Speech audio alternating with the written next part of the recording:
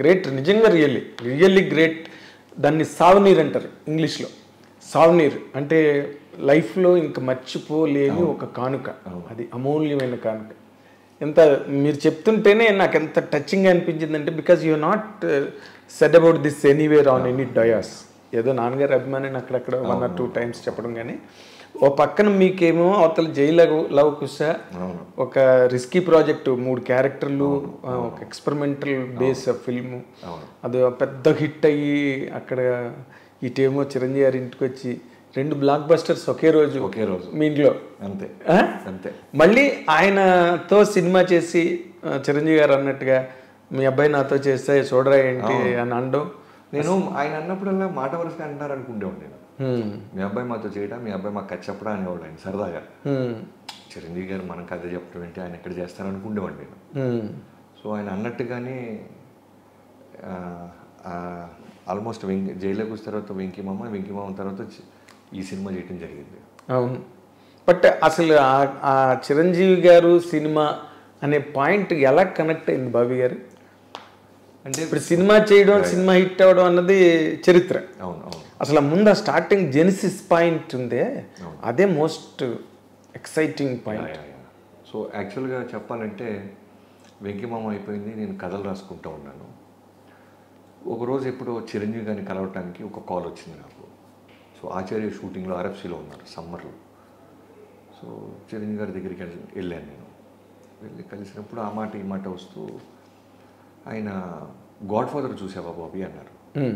అంటే God father అంటే మలయాళంలో లూసిఫర్ చూశాను, చాలా బాగుంది సార్ అన్న అని. ఆయన ఏ విషయాన్ని టక్కుమని ఎవరికి ఇవ్వరు, చిన్న హోల్డ్లో పెడతారు.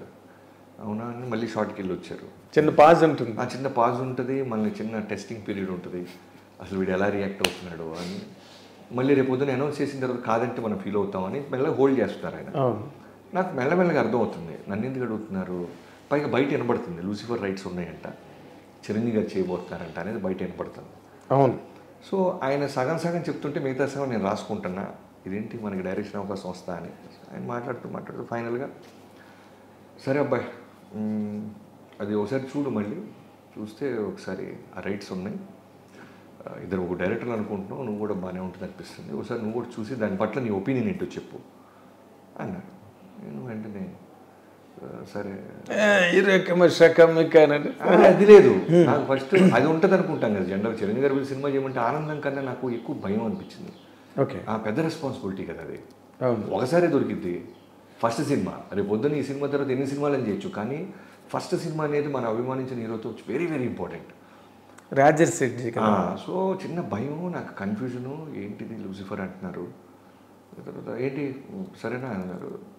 సరే అని వెళ్ళిపోయారు. వెళ్ళి ఎవరైతే నాకు ఆప్తులు ఉంటారో నా రైటింగ్ టీం వాళ్ళందరికీ షేర్ చేసుకున్నాను. కోన వెంకట గారికి, చక్రికి, మోహన్ కృష్ణ గారికి, వినీత్, ఈ నలుగురికి బాస్ పిలిచి ఇలా సినిమా అంటున్నాడు. అవునా సరే చూద్దాం చేసేద్దాం అనేది అందరూ పాజిటివ్గానే ఉన్నారు. ఆల్మోస్ట్ ఒక 25 సార్లు చూశాను 2 daysలో ఆయన కలవాలి. 25 సార్లు సినిమా చూస్తుంటే నాకు ఎక్కడో నేను డీల్ చేయాల్సిన సినిమా అనిపించట, నాకు 100% ఎక్కట్లా, అస్సలు ఎక్కట్లా. ఎందుకంటే ఇప్పుడు అందరూ అంటారు కదా, మన లైఫ్లో మనం చేసిన మిస్టేక్సే మనకి లెసన్స్. మన స్ట్రెంగ్స్ ఏంటి, మనం వీక్నెస్ ఏంటో మనకంటే గొప్పగా ఎవడికి తెలియదు. సో సర్దార్ గబ్బర్ సింగ్ అనే సినిమా విషయంలో కూడా ఆ కథని నేను 100% నా కథ కాకపోవటం వల్ల, నాకు ఓన్ అవ్వకపోవటం వల్ల, నా ఎమోషన్ ప్రాపర్గా దొరకపోవటం వల్ల ఏదో ఒక అనుకున్న సక్సెస్ రాలేదు. సో నేను ఆ రోజు బలంగా ఫిక్స్ అయ్యాను, మన కథ తప్ప బయట కథ చేయకూడదు, ఎందుకంటే పవర్ నా కథ. దాని తర్వాత జైల్లో కృషి చేశాను, చాలా పెద్ద హిట్. వితిన్ 1 monthలో చేసాం ఆ కథ. సర్దార్ గబ్బర్ సింగ్ తర్వాత ఎన్టీఆర్ గారు పిలవటం, ముందున్న సినిమా గొప్పగా చేయకపోయినా సరే ఆయన నన్ను నమ్మటం, కథ చెప్తే చేస్తాను బాబు అనటం, కథ చెప్పిన తర్వాత నచ్చటం, దాని రిజల్ట్, ఇవన్నీ ఆ రుచి చూసేసాను. తర్వాత వెంకీమామ వచ్చేసరికి మళ్ళీ సేమ్ సురేష్ బాబు గారు ఒక కథ కొనుక్కున్నారు వేరే వాళ్ళ దగ్గర. నేను చాలాసార్లు కోనా గారిని నేను చేయను బాబోయ్, ఇంకోళ్ళ కథ నేను చేయను అనేవాడిని. ఎందుకు విను, నీలో రైటర్ ఉన్నాడుగా. బేసిక్గా నేను రైటర్ని, చిన్నగేష్ గారి దగ్గర నుంచి రైటింగ్లో 10 ఏళ్ల పాటు నేను రైటర్గానే ఎక్కువ వర్క్ చేశాను. అసిస్టెంట్ డైరెక్టర్గా పనిచేసింది ఒక్క సినిమాని, పొలిటికల్ రౌడీ అని, ఆదినారాయణ గారి దగ్గర. సో రైటర్ ఉండటం వల్ల ఏంటంటే డైరెక్టర్ పక్కన నిర్మాత పక్కన ఉండి ఒక కథ పుట్టడం దగ్గర నుంచి దాని థియేటర్కి వచ్చేదాకా దాని జర్నీ చూసేవాడిని. ఒక ఆలోచన ఎలా పుడుతుంది, దాని ప్రోడక్ట్ రూపం మెటీరియలిస్టిక్ ఎలా అవుద్ది, హీరోకి ఎలా చెప్తారు, ఎలా అమ్ముడుపోద్ది, దాన్ని ఎలా షూట్ చేస్తారు, ఎయిటింగ్ రూమ్లో అది బతుకుతుందా చచ్చిపోతుందా, రీ రికార్డింగ్లో ఎంత ఎన్హాన్స్ అవుతుంది, లాస్ట్ ఫ్రేమ్ వరకు అంటిల్ గోకుల్ థియేటర్కి వచ్చి అది పని అయ్యేదాకా చూసేవాడిని. అలానే మిస్టర్ పర్ఫెక్ట్ డే 1 నుంచి ఉంటాం ట్రావెలింగ్ ఇవన్నీ చూశాను. సో వెంకీ మామ కూడా సరే ఫైనల్గా సురేష్ బాబు గారిని కలిసిన తర్వాత ఆ కథని మ్యాక్సిమం నేను ఏం చేయాలి అన్నీ చేశాను. అది హిట్ అయినప్పటికీ నేను ఇది కాదు కదా పెద్ద రీసౌండ్ వచ్చే సినిమా చేయాలనేది నాకు పెద్ద ఆకలి ఉండేది. వెంకటేష్ గారితో నాగ చైతన్య చేసిన డబ్బులు వచ్చినాయి, మంచి పాజిటివ్ టాక్ వచ్చింది, హిట్ అన్నారు. బట్ నాకు సరిపోయేది కాదు, హిట్ కాదు కదా, రీసౌండ్ రావాలి కదా. ఓ సినిమా చేస్తే ఇన్ని సంవత్సరాలు మనం పనిచేసాం కదా చాలామంది దగ్గర, పైగా ఓ సినిమా చూడంగానే యాజ్ ఏ రివ్యూ రైటర్స్ లాగా మనకు అర్థమవుతుంది కదా ఎక్కడ బాగుంది ఎక్కడ బాగాలేదో. సో నేను రియలైజ్ ఏంటంటే ఇంకోళ్ళ కథ కన్నా మన కథే మనం రాసుకుంటేనే ఆ కిక్ బేస్ మంది అయి ఉండాలి. ఇల్లు కట్టాలంటే పిల్లర్స్ ఒకటి వేసేసి పునాదులు వేసేసి నువ్వు కన్స్ట్రక్ట్ చేయరంటే నేను గొప్పగా చాలామంది డైరెక్టర్లు ఉంటారు ఇంకోళ్ళ కథని బాగా ఎన్హాన్స్ చేసి తీసేవాళ్ళు, హ్యాండిల్ చేయగలుగుతారు. అది వాళ్ళ స్ట్రెంత్. అవును, ఎందుకంటే ఠాగూర్ వినాయక్ గారు చేశాడు కదా, 150 వినాయక్ గారు తీసినాడు. అవును, అది బిగ్గెస్ట్ క్యాపబిలిటీ అది. సో నాకు ప్రాసెస్లో అర్థమైంది ఏంటంటే ఓకే నేనే అక్షరం పెడితేనే నేను ఎక్స్ట్రాడినరీ తీయగలుగుతున్నాను, ఎటు పడితే అది గేమ్ ఆడగలుగుతున్నాను, ఇంకోళ్ళ కథని నేను ఓన్ చేసుకోలేకపోతున్నాను, దాన్ని ఇటువైపు లాగలేకపోతున్నాను అనేది నాకు ఎక్కడో అర్థమైంది. అర్థమైన తర్వాత ఎప్పుడైతే లూసిఫర్ రీమేక్ అన్నారో నాకు మళ్ళీ క్వశ్చన్ మార్క్ స్టార్ట్ అయింది. చిరంజీవి గారితో ఒకసారి వచ్చింది ఆపర్చునిటీ, ఇప్పుడు వెళ్ళి నేను చేయలేను అని చెప్పాలి. రీమేక్ నేను చేయలేను అంటే అంత పెద్ద స్టారు అభిమాని తిరుగుతున్నాడు వచ్చి పోజు కొడితే పోరా అంటే మళ్ళీ మనం చేయలేము, మళ్ళీ అసలు అడుగు పెట్టడానికి. ఎందుకంటే అప్పటికే ఆయన సైరా నరసింహారెడ్డి, ఓ పక్క ఆచార్య, కోటాల శివ గారితో పెద్ద పెద్ద డైరెక్టర్తో పనిచేస్తున్నారు. రన్నింగ్లో చాలామంది డైరెక్టర్లు వరుసలో ఉన్నారు ఆయన కథలు చెప్పడానికి ట్రై చేస్తూ. నాకే తెలుసు, మార్కెట్కి తెలుసు. ఏంట్రా బాబు ఈ కన్ఫ్యూజన్ అని 2 days నరకం అనిపించాను. తర్వాత మా వాళ్ళందరూ నీ మనసుకి ఏది అనిపిస్తే చెయ్యి, రేపు పొద్దున మళ్ళీ మనల్ని బ్లేమ్ చేయకు, నీకు అనిపిస్తే చెయ్యి, హానెస్టీగా చెప్పేసి ఏమవుద్ది అని ఇంకా ఫైనల్గా ఫిక్స్ అయ్యి 2 days తర్వాత చిరంజీవి గారి ఇంటికి వెళ్ళాను. ఎక్కుతూ నా స్క్రీన్ సేవర్లో మా మదర్ ఫోటో ఉంటుంది. మ్యాక్సిమం కష్టం సుఖం చేసే ముందు దాన్ని అలా చూసుకుంటా. ఓకే, మా అమ్మగారి పేరు Indira Gandhi.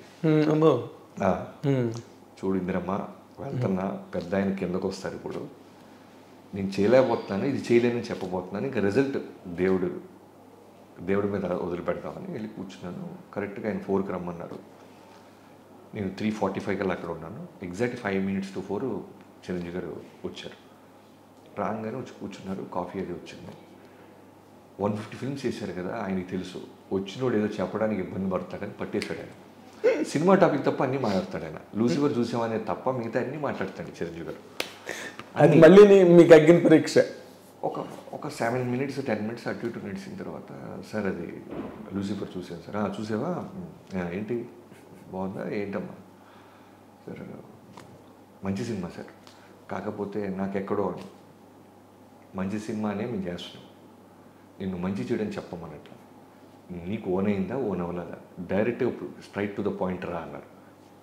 Point blank straight to the point రా అని అనగానే మళ్ళీ టెన్షన్. సరే బ్రీత్ తీసుకుంది, సరే ఏం లేదు, నా కథలైతే నేను చాలా బలంగా తీయగలను అని మీకు చెప్పింది చెప్పాను. సర్దార్ గబ్బర్ సింగ్ విషయంలో నేను స్ట్రాంగ్గా హిట్ కొట్టలేకపోయాను స్క్రీన్ మీద, నా కథ కాకపోవటం వల్ల.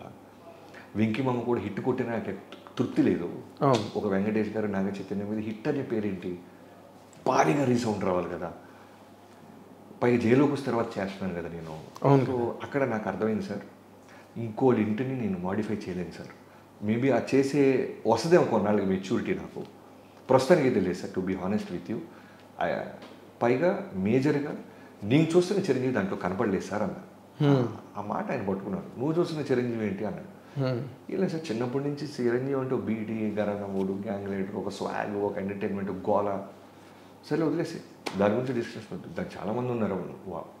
నీకు ఊరికే రైటరు కదా, నువ్వు ఏదైనా ఓన్ చేసుకుంటావు అని అడిగాను తప్ప నాకు చాలామంది ఉన్నారులే బాబీ, దాని గురించి వదిలేసి అన్నారు. అనేసి తర్వాత అన్నీ ఏంటి ఇంకా అర్థమైంది, ఇక లేదు మన చిరంజీవి గారితో మనతో ఏం చేయడానికి ఫిక్స్ అయిపోయాయి.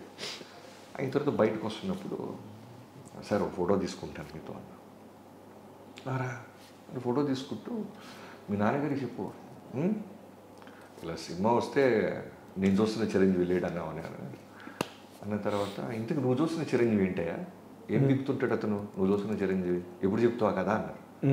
అది ఆయన గొప్పతనం. జనరల్గా నేనైతే ఇప్పుడున్న చిన్నపాటి స్థాయిలోనే ఎవరికైనా ఒక అవకాశం ఇస్తే వాడు గంతులేస్తాడు అనుకుంటే, వాడికి అవకాశం ఇచ్చిన తర్వాత మీరు ఇచ్చిన అవకాశం నాకు నచ్చలేదు, నేను ఇంకొక ఆపర్చునిటీతో వస్తాను అంటే నేను ఇమీడియట్గా వాటితో ఇంత ఎర్లీగా అయితే వాడికి నేను అవకాశం ఇవ్వను. 100%. కనీసం ఒక 6 నెలలు, కనీసం మనిషిగా మనకి ఎక్కడో చిన్న ఈగోస్ ఉంటాయి, కోపాలు ఉంటాయి, ఓ నెల 2 నెలలు పుష్ చేస్తామండి. అవునా కలుద్దాం రా, రే తమ్ముడు కలుద్దాం రా, ఎంత గుడ్ ఇంప్రెషన్ ఉన్నా ఏది ఉన్నా సరే, అరే నువ్వు ఇప్పుడు నా కింద పనిచేసే చిన్న బాయ్ కూడా ఉన్నాడు, ఆయన పిలిచి అరే నా బ్యానర్లో నువ్వు సినిమా చేయరా అంటే అది గంతేస్తాడనే సమ్మర్ సాల్ట్ వేస్తాడని నా విజువల్ ఉంటే, మీరు ఇచ్చారు బట్ ఇది కాదు, నేను ఒక కథతో వస్తానంటే ఎలా ఉంటుంది నాకు. సో ఆయన వెళ్ళే ముందు నువ్వు చెప్తున్న చిరంజీవి ఏం చేస్తాడో చెప్పవా, దాని సంగతి చూస్తానన్న. చెప్తాను సార్, ఒక 20 రోజుల్లో అలా వస్తానన్న. కట్ చేస్తే కరెక్ట్ 18వ రోజు మెసేజ్, 2 days ఉంది నీకు ఇంకా అని చిరంజీవి గారి దగ్గర.